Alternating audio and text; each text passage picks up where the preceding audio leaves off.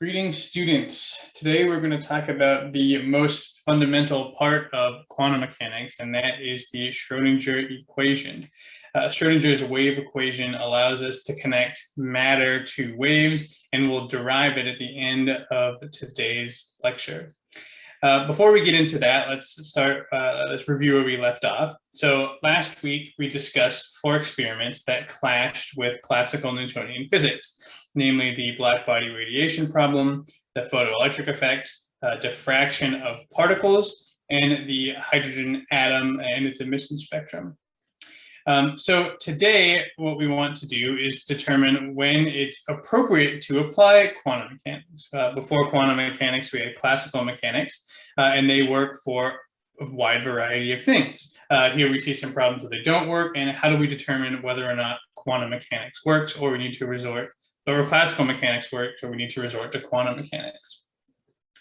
That's where we'll go today. And the broad topic for this lecture is understanding waves. And once we do that, the learning goals for this section are, like I just said, determine whether a system should be described classically or quantum mechanically. And then once we know how to do that, we'll talk about waves, and we'll talk about 2 types of waves, standing and traveling waves.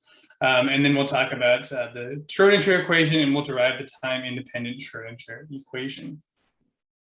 So if we want to know when to treat a system with quantum mechanics, there's 2 things that we have to tackle. First, we have to determine how the magnitude of the particle's wavelength compares to the dimensions of the experiment.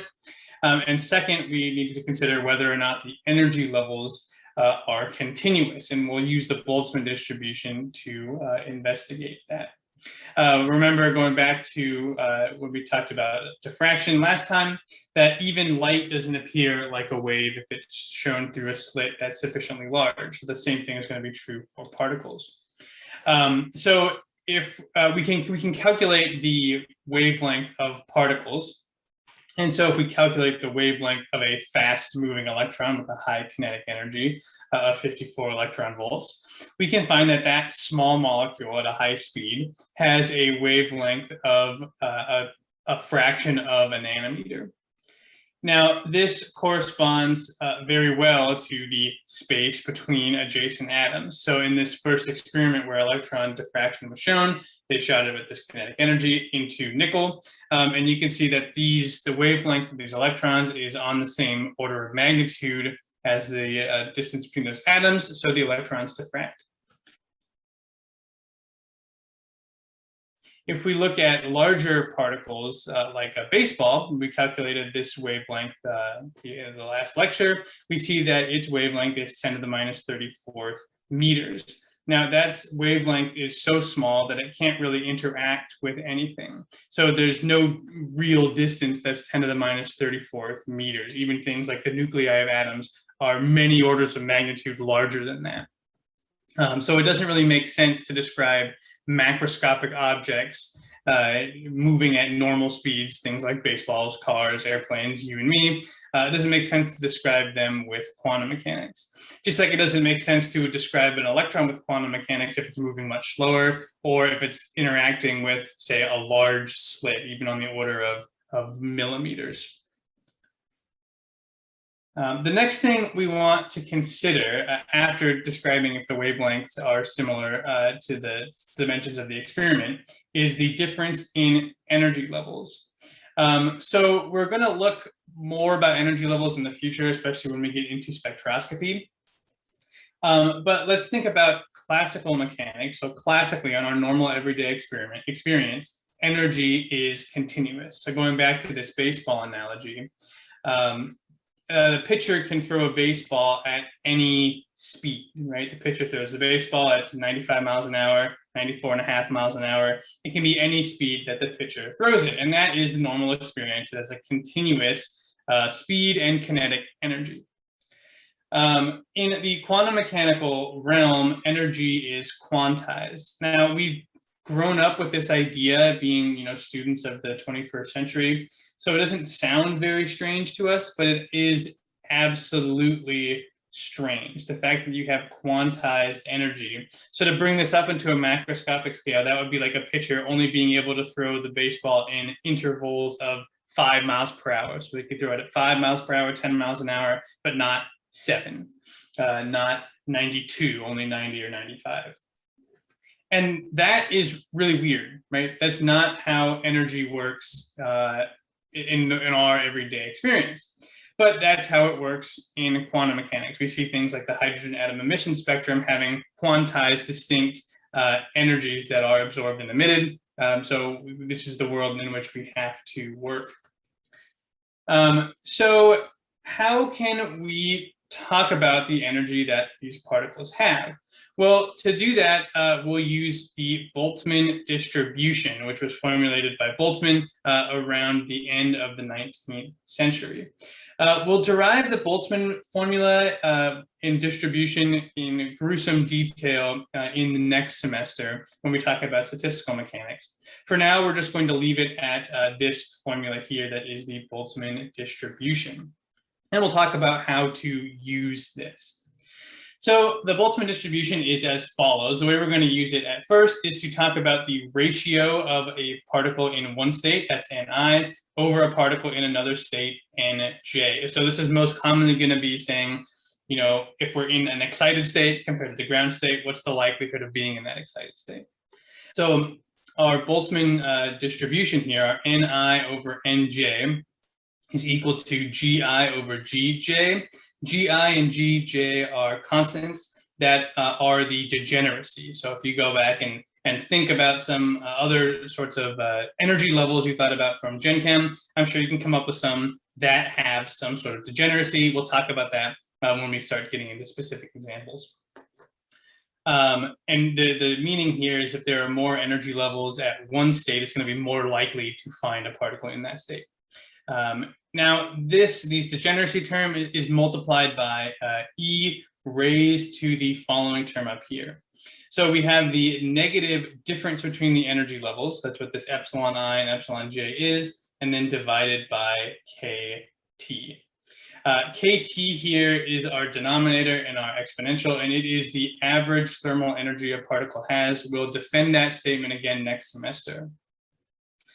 So what we do in this equation is we're comparing the difference between energy levels, this epsilon I minus epsilon j, and comparing that to the thermal energy. If they are similar to each other, so if EI minus EJ is equal to KT, we're going to end up with a continuous energy spectrum, approximately, of course. Now, if these are much, much higher than KT, so if the thermal energy available is much, much less than the energy difference, we're going to see it's going to be really hard to promote these to certain excited states. And we're going to get a very discrete spectrum. And so we'll work with this continuing on, especially when we get into spectroscopy in the next couple of weeks. So just some general things that we can take away here. As the difference in energy level increases, the likelihood that we are in this denominator state increases. So as this number gets large, as E raised to the negative large number, means it's going to be harder and harder and harder to be in this excited state. And as T increases, the higher the temperature we have, the more average energy there is available, and the more likely we are to be in this higher energy state, or the more even it's going to be. The degeneracy also impacts that. Again, we'll look at specific scenarios of degeneracy as we go forward. I want you to be aware of a couple of other things. We'll use this equation here more next semester. We can use the Boltzmann distribution to investigate the probability of finding a particle in one state compared to all the states. So here we're looking at, well, how likely is state I compared to state J? If we add up all of the states, we can figure out how likely is it to be in state I at all. So we can get an actual percentage out of that. And then our K here, I've been mentioning it, it's Boltzmann's constant, which is simply the gas constant that you're well aware of from your ideal gas law, divided by Avogadro's number. This is the value of the constant here. And one last thing to keep in mind as we think about the Boltzmann distribution, and we'll talk about this much more next semester, is that when we're doing statistics on a very large number of molecules, like a mole of molecules, or even 0.0001 moles, so a ton of particles, is we have enough molecules to guarantee perfect statistics. So you might be thinking of things like probability as not very certain, but when we work with large numbers, our probability is certain. And again, this will be a much larger focus next semester. So we'll see in the next couple of weeks that most of a molecule's degrees of freedom are highly quantized. And how we can tell with this is, again, it's going to be using the Boltzmann distribution. So we know that at a fundamental level, according to quantum mechanics, all energy is quantized. So when is this relevant? And of course, it has to do with the kinds of degrees of freedom that you're talking about. So we have a couple of types of degrees of freedom, and hopefully you guys can recall these pretty easily. Molecules typically store energy in terms of translation, rotation, and vibration. Now, if you guys are paying attention, you might say, well, what about electronic degrees of freedom? And we're going to hold off on those. Those are, of course, important as well. But they take a lot of energy to access. So what we'll find, if we wanted to figure out if these degrees of freedom are approximately continuous, is we have to compare the thermal energy that's available, again, according to our Boltzmann distribution.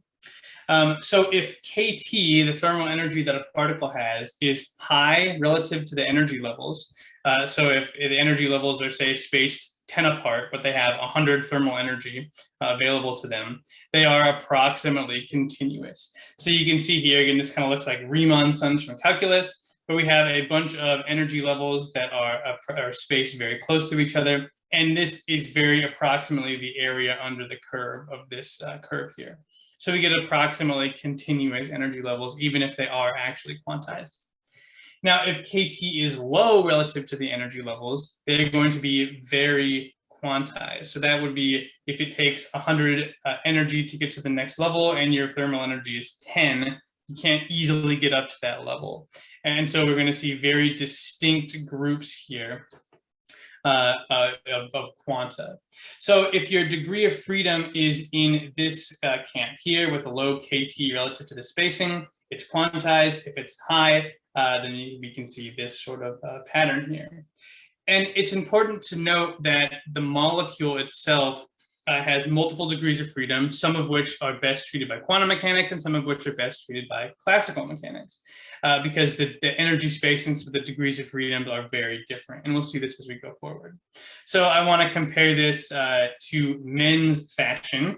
And so if you had a suit with 3 buttons as a man, there's the general rule that you sometimes button the top button, you always button the middle button, and you never button the bottom button. And our 3 types of degrees of freedom fit into this pathway. So the sometimes is going to be our rotational degrees of freedom. So rotation sometimes is best treated as continuous, sometimes quantum mechanics. Vibration, a rule of thumb is that you should always treat vibrational degrees of freedom with quantum mechanics, and translational degrees of freedom should never be treated with quantum mechanics. Now, I mentioned earlier that about electronic, and I haven't yet talked about electronic degrees of freedom. And I would compare electronic degrees of freedom to the button on your pants, and you never, never, never, ever unbutton that. So you never, so you always keep that button. So you always treat electronical degrees of freedom as if they are continuous, because they're much more high energy than the vibrational levels. And so this is some rules of thumb we can keep. Keep these in the back of your mind, and we'll bring these up in a week or so as we start discussing spectroscopies and actually accessing these degrees of freedom. Now that we have this kind of idea of when we need to apply quantum mechanics to a problem, we now want to talk about how do we apply quantum mechanics to a problem. And in order to do that, we actually need to understand how to describe waves mathematically. This is something that you probably haven't had too much work with, unless you've taken some advanced physics. But luckily, it's actually relatively easy.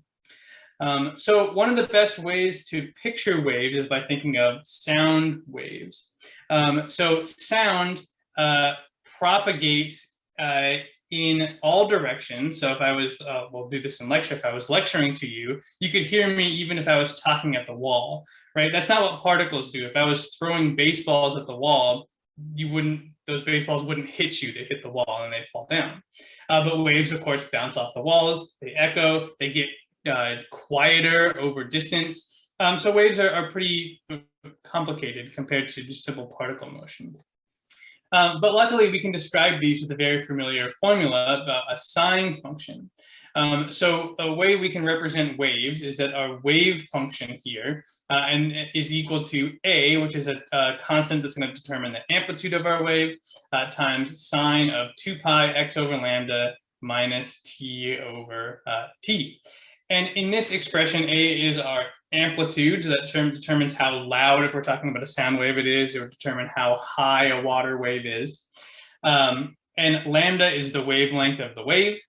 T is the period of the wave, which is 1 over the frequency of the wave. So it's the inverse of the frequency.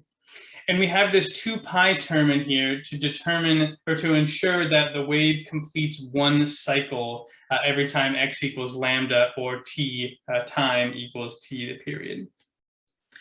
So you can see here that every one time unit here, we do one complete cycle of the wave, and every one wavelength, we do one complete cycle of the wave. So we'll see a much simpler expression of this. That is as follows. So we'll see that a is equal to sine of kx minus omega t. And here we just combine some terms.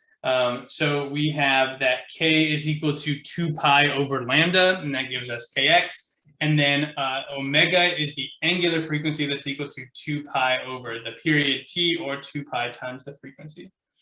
And so if we make those combinations, we can get a much simpler and easier to look at function that doesn't have these fractions in there.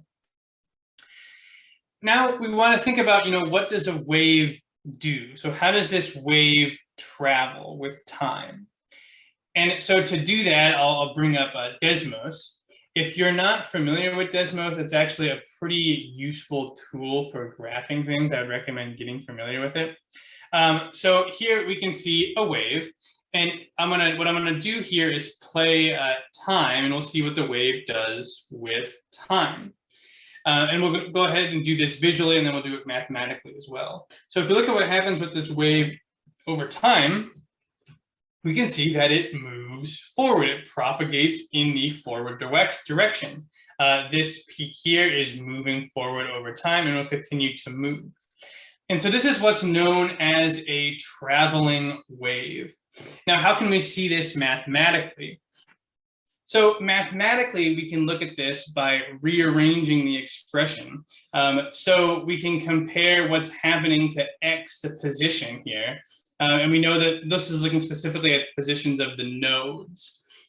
So whenever the wave function is 0, that's going to be a node. And that's going to happen every time this argument on the inside of the sign is equal to an integer number times pi.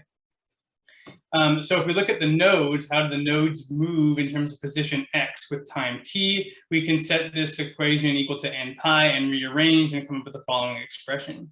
That x is equal to lambda times n over 2 plus t over the period.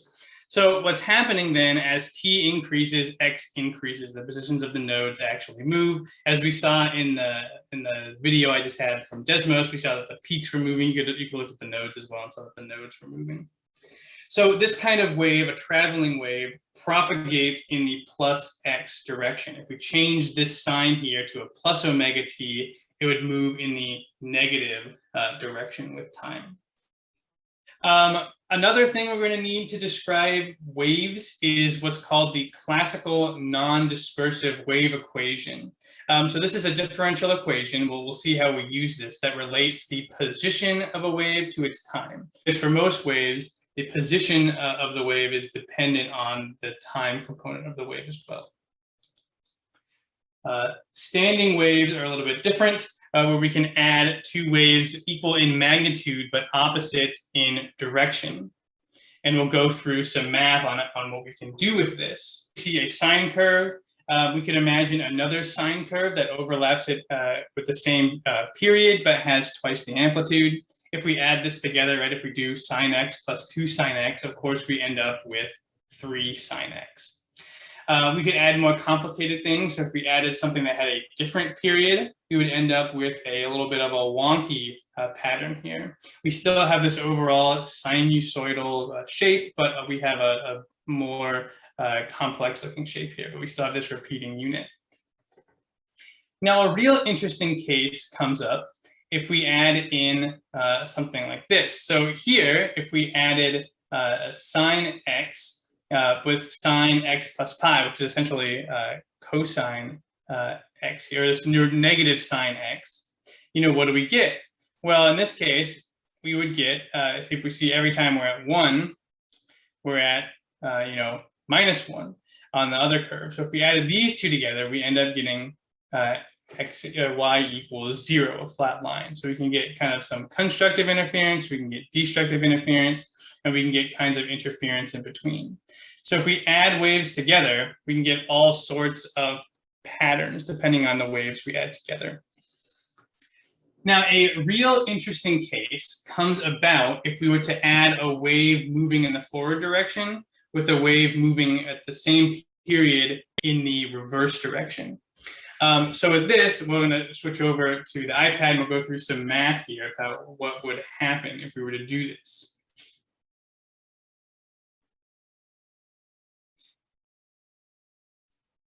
Here we can see we have one wave that's moving in the forward direction as indicated by this minus, and we have another wave moving in the positive or the negative direction as indicated by that plus. Now, if we were to overlap these two waves, what would we get? Well, let's add them together. So if we add them together, we're going to come up with a new wave, depending on position and time, that is equal to A, because they both have the same amplitude. And then we'll have sine kx minus omega t plus sine kx plus omega t. And this is our new wave. Now, what we're going to do is use a trig identity, a trig relationship. And that relationship is that if we have sine of alpha plus beta, that's equal to sine alpha cosine beta plus cosine alpha sine beta. So what that gets us then is we can rearrange this expression. So here our wave function is going to be equal to A times, so we'll do the first thing, we'll do it to each one of these terms in hand. So the first we'll get sine kx cosine omega t. And then since we have a minus there, we'll get minus cosine kx sine omega t. And then our second term, we'll get plus sine kx cosine omega t plus cosine kx sine omega t. And so what you'll note then is that these two terms will cancel out and we'll simply be left with 2a sine kx cosine omega t, which we're going to rewrite as a function only depending on position times cosine omega t. All right, so we've done this math and I've done some rearranging, but what does it all mean and why do we care? Note here that if we asked what the positions of the nodes are, right? So our positions of our nodes, which is when does psi of x equal 0, that doesn't depend on time. So we have, when in doing this and adding these two waves together, we have decoupled the position dependence of the wave from the time dependence of the wave. Now, why are we doing that? What was the point of that? Let's go back and check out our original share. So here we're back on Desmos. And let's look at what happens with a wave that's like this. So before, remember, for our traveling wave, over time, that traveling wave moved. Now, with this other kind of wave, again, it looks the same as the traveling wave. You can see it overlapping here. But here we've decoupled it. We've added two waves together and separated them out. Now, what do you suppose will happen to this? Well, the positions of the nodes were not dependent on time, right? Where psi of x equals 0, that is, the time has no bearing on that. So what that means is that our nodes are not going to move. So how does our wave move? Well, it moves like this. So our wave kind of shrinks and grows rather than propagating in the forward direction. Now, this kind of wave is an example of a standing wave. So if we have moving nodes, we have a traveling wave, which is like me speaking to you. And here we have an example of a standing wave. Now, standing waves might seem very theoretical to you. Like, well, when am I ever going to have a wave that's added perfectly with its wave moving in the opposite direction? But we actually have these all the time. So if we ever have a wave where we have the ends are bound, right? So for example, we see as this wave moves, the nodes aren't changing. So if I were to bind a wave here and here, we would have bound waves. And this would force it into a standing wave. Standing waves also represent stationary states where the measurable properties of the system, such as the nodes, are independent of time. And this is going to be very crucial for us in quantum mechanics because we're going to want to look at wave particles that we can measure and have the answers not change over time. So we'll be focusing in this class mainly on standing waves and stationary states. Before we get any further, I want to take a minute to talk about the meaning behind the wave function. So I'm going to ask this question of you: what does the wave function mean? And it might disturb you, or maybe you've heard this before, but the wave function actually has no meaning. Now, when I say it has no meaning, I'm being a little provocative. It has no physical meaning. The amplitude of our wave function doesn't actually mean anything. Then why is it useful? Well, we use the wave function to get certain observables, and we'll see this in the future. We use the wave function to get things like the position, the momentum of a particle, the energy of the particle. We can even use the wave function to solve for the shape of the orbitals of the hydrogen atom. But again, the wave function itself doesn't mean anything. The meaning is only what comes out of the wave function.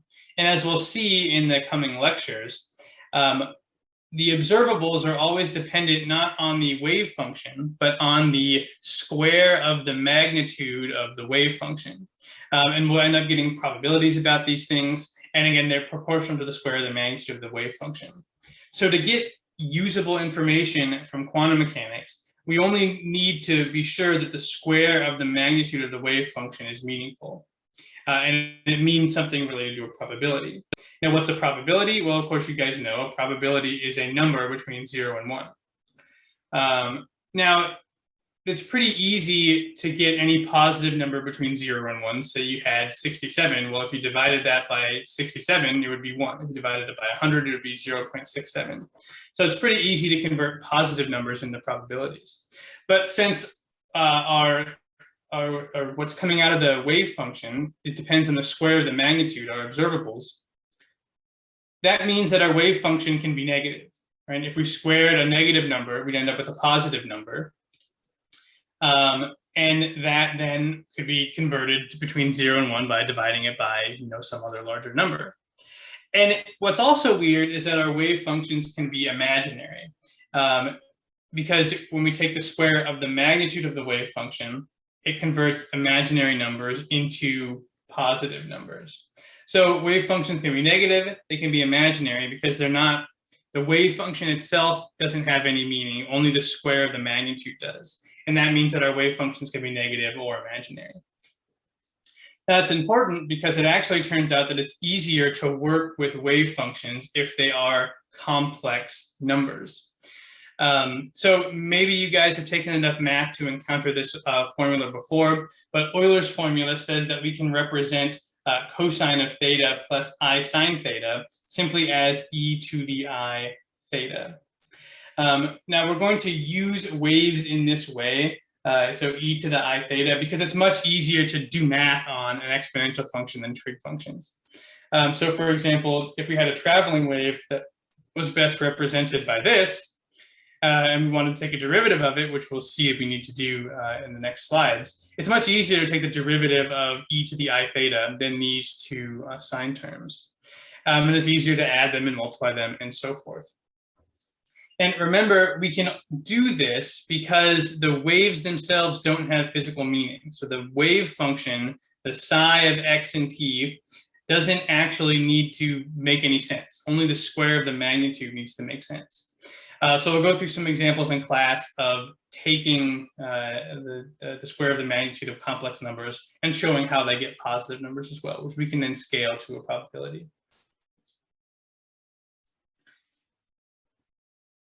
All right.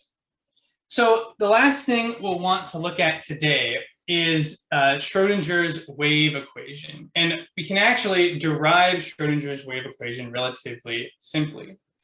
So what Schrödinger did to derive his wave equation is he took a classic standing wave, like we talked about earlier, and plugged that into the non-dispersive wave equation.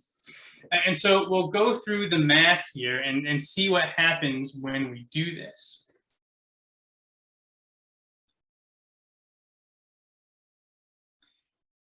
So psi x of t, x and t is equal to psi of x times cosine omega t. This is our classic standing wave. And plug that into the following equation. The second derivative of this function with respect to x is equal to 1 over the velocity squared of the wave times the second derivative of this function with respect to t. So if we were to take two derivatives of this function with respect to x, well, and again, please review the math videos if you're not familiar with partial derivatives. But essentially, to take a partial derivative of a multivariable function, you just ignore everything that's not what you're taking a derivative of and treat it as if it's constant. So two derivatives of this function with respect to x is simply cosine omega t times d2 psi of x dx2. Now, if we were to take two derivatives of this function with respect to t, we get the following. So we get 1 over v squared, and then two derivatives of cosine omega t is simply minus omega squared cosine omega t. So our psi of x stays untouched, and then we multiply this by negative omega squared cosine omega t. Now, when we do this, we see that both sides of our equation here have cosine omega t, so that cancels out. And when we use a standing wave in this way, we're going to derive the time-independent Schrödinger equation. Now, what we're left with is still a differential equation. We have that the second derivative of our wave function, depending on position, with respect to position, is equal to minus omega squared over the velocity squared times psi of x. Now, remember that omega is our angular frequency. So it's simply 2 pi times the frequency. And we can also compare the frequency to the velocity. So the velocity of a wave is simply equal to the frequency times the wavelength of the wave. So the frequency is, how fast it comes per second. The wavelength is how long the wavelengths are. So meters times per second is meters per second of velocity. So we can rewrite this term here as negative omega squared is going to be 4 pi velocity squared. And then our frequency squared, and then our velocity squared is going to be frequency squared over lambda squared. So here we can cancel out the frequency and we end up with the following expression. That the second derivative of our wave function with respect to position is equal to negative 4 pi squared over lambda squared. times the wave function itself. Moving on from here, we say, well, wait a second, this doesn't make any sense. We're talking about a particle. How can a particle have a wavelength? Now, last class, we talked about how a particle can have a wavelength. So the wavelength of a particle is equal to the Planck's constant divided by the momentum. And this was, of course, the de Broglie relationship. Now, when we plug this in, we're going to get the following. We'll get negative 4 pi squared over h squared p squared times psi of x. Now, hopefully you remember that I talked about this constant h bar, where h bar was h over 2 pi. Here you can see we have an instance of h squared over 2 pi squared, essentially. So we're going to substitute that in for h bar. What do we do with the momentum? Well, it turns out we can do some funny business with the momentum. So momentum, and specifically what we have is the square of the momentum. So we have the square of the momentum. Now the momentum is, of course, mass times velocity. So the square of the momentum is the mass times the velocity squared. And here's where the funny business comes in. I can rewrite the mass times the velocity squared by writing the following. 2m times 1/2 mv squared. Now, why have I done this? Because this allows me to write this as 2m times the kinetic energy. So another way to represent the square of the momentum is by 2 times the mass times the kinetic energy. And this is going to bring energy into our wave equation. So doing all of this shenanigans, we can go ahead and write that the second derivative of our wave function with respect to position is equal to minus 2m over h bar squared times the kinetic energy times the wave function.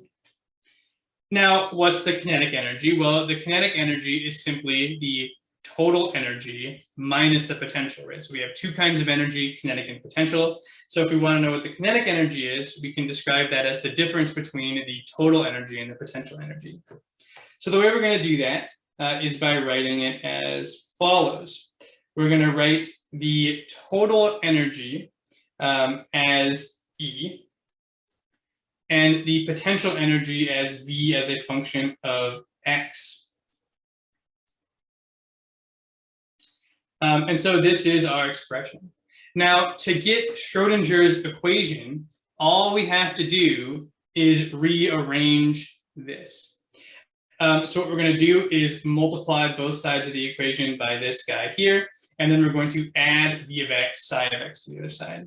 So if we multiply both sides by this equation, we get negative h bar squared over 2m times d2 dx2 of psi of x. And that's then equal to the energy psi of x minus the potential energy psi of x. So we add the potential energy over, and we get the following. Negative h bar squared over 2m d2 dx2 psi of x plus v of x psi of x is equal to the energy times psi of x. And this is Schrödinger's wave equation. I want you to be familiar with the following. Sometimes you might see it written like this. We'll talk about this more in the coming lectures. You might see something like this written. When you see something like this, if we have a derivative with nothing attached to it, you can see it's being multiplied by our function over here. So we simply would take the derivative of that function. So this is another way that we often see the wave equation. And of course, it's also equal to E psi of x. All right. So here we can see, again, the Schrödinger equation in all of its glory. Where we're going to go to next time is trying to figure out the question of how do we solve this equation. So this equation is the central equation that we will solve throughout quantum mechanics. And this is what's known as a differential equation. So in my experience teaching this class, most students do not have differential equations when they take quantum mechanics, at least the first semester of a PChem. So how do we solve a differential equation? We'll talk about this in class, and you can go through the math review as well. But in general, differential equations like the Schrödinger equation have many solutions. The solutions are grouped into two terms. There's called eigenfunctions that are the function part of the solution, and the eigenvalues are this energy constant here. So you can see in the Schrödinger equation, essentially what we have to do is take two derivatives of some function, multiply it by a constant, add the potential energy multiplied by that function, and return that function multiplied by a new constant. So the eigenfunctions that fit the solution and the eigenvalues that are this energy term are going to be the crucial components of the solutions to the Schrödinger equation. And we'll go more into depth about this in the next lecture. We'll talk about eigenfunctions and eigenvalues. Before I go, I want to leave you guys with the time-dependent Schrödinger equation. I'm not going to go through the derivation of this, but simply this is what the equation looks like if we don't assume a standing state. And we're not going to use this very often in the course of the class. It'll come up here and there, especially it'll come up when we talk about actually doing spectroscopy experiments. But for the most part, we're going to be dealing with stationary states and with the time-independent equation. And so with that, I will let you guys go, and I look forward to seeing you in class on Monday.